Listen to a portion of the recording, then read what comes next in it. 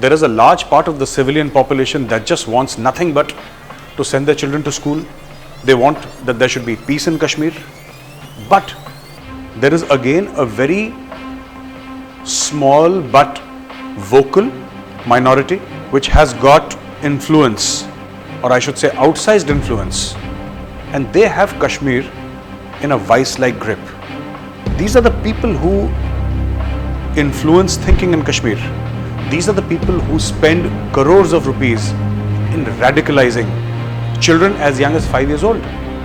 So you have these 5-year-old children chanting slogans about jihad, saying that, hame kya chahiye azadi.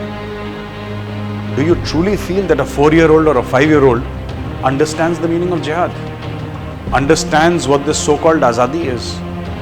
They are feeding their younger generation poison. That is what these leaders are doing. The political leaders of Kashmir and the Hurriyat conference. They are feeding poison to the young.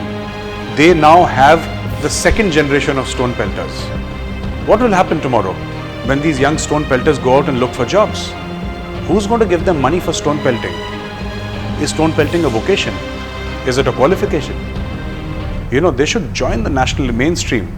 They should make their parents proud. They should make the state proud. They should make the country proud. For 500 rupees a day, you want to throw stones at security forces. And then this so-called drama about Azadi, the so-called drama about the 1948 resolutions on Kashmir. Nothing has happened for 70 years, and nothing is going to happen for the next 70 years. Why? There is a very strong reason. The separatists, be they the Hurriyat or even the terrorists, their ideological masters are in Pakistan. The world knows that the Kashmiri separatists keep company of Pakistanis. Pakistan itself has such a bad reputation in the world. It is almost looked upon as a terrorist nation. Nobody has any good thing to say about Pakistan. It's all about the company you keep. You can keep on saying Azadi, Azadi. You can keep on parroting the same lines. But when people see you waving Pakistani flags, when they see you waving ISIS flags, who will have sympathy for you or your so-called cause? No one. You would be looked upon as an extension of terrorists. And that is exactly what is happening.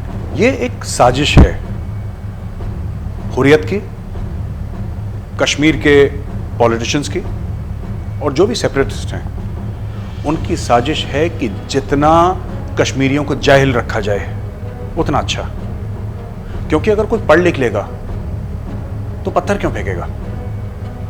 फिर वो चाहेगा कि मैं नौकरी करूं, वो चाहेगा मैं बिजनेस करूं।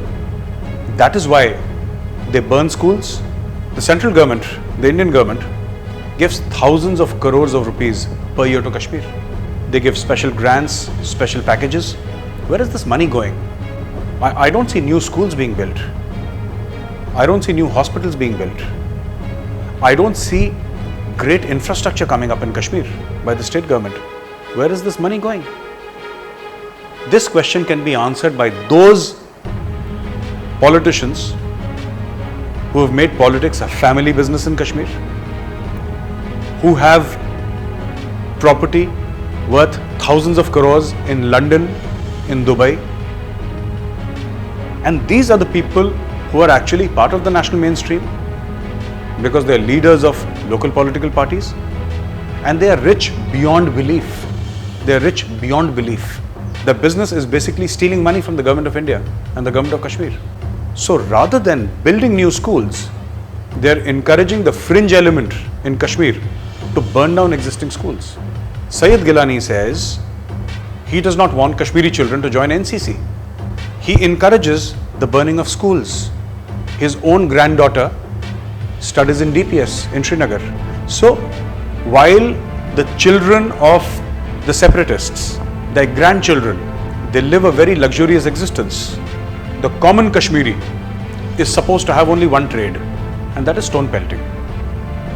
क्योंकि इंसान जितना जाहिल रहेगा उतना हुर्रियत के गिरफ्त में रहेगा.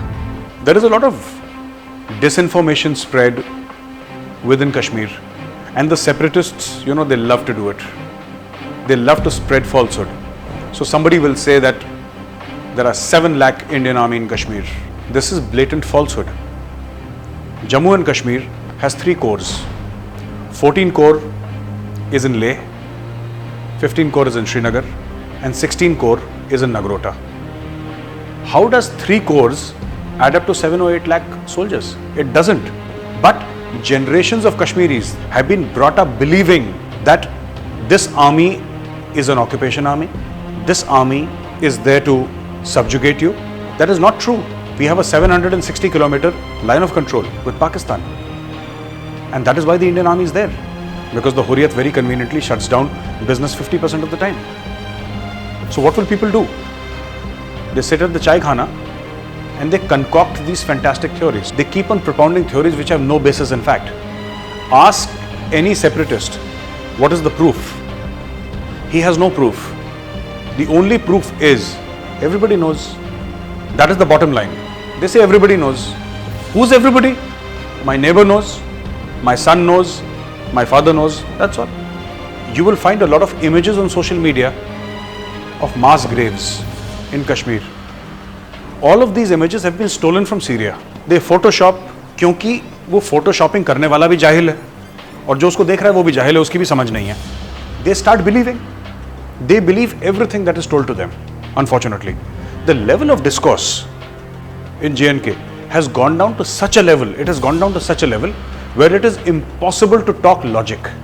And I am very surprised why the parents would allow their children to fall into this trap. Kashmir does not generate enough taxes to pay the salary of state government employees. That state is supported by the center. If tomorrow New Delhi pulls back, Kashmir will collapse into economic chaos. After Zakir Musa, the ex-head of the Hizbul Mujahideen, made a comment that whenever you throw stones, he told the stone pelters, whenever you throw stones, do so in the name of Islam. Don't do it in the name of Azadi. So obviously now there is a counter narrative in Kashmir in which they say that this entire so-called Azadi struggle has nothing to do with freedom. It has nothing to do with so-called Azadi. It is about Islam. It is about Nizam-e-Mustafa.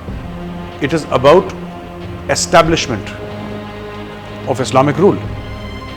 This is again being fueled by parties from across the line of control. People like Zakir Musa are getting very jittery. Some time back he made a comment that Indian Muslims are cowards.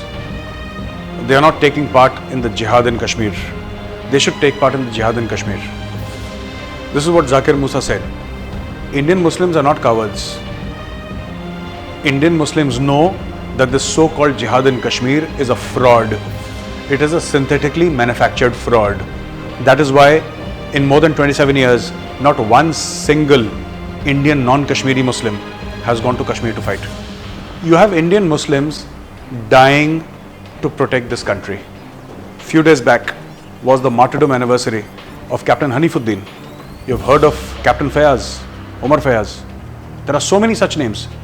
It is wrong to give religion to somebody who's worn the uniform because the religion is the nation.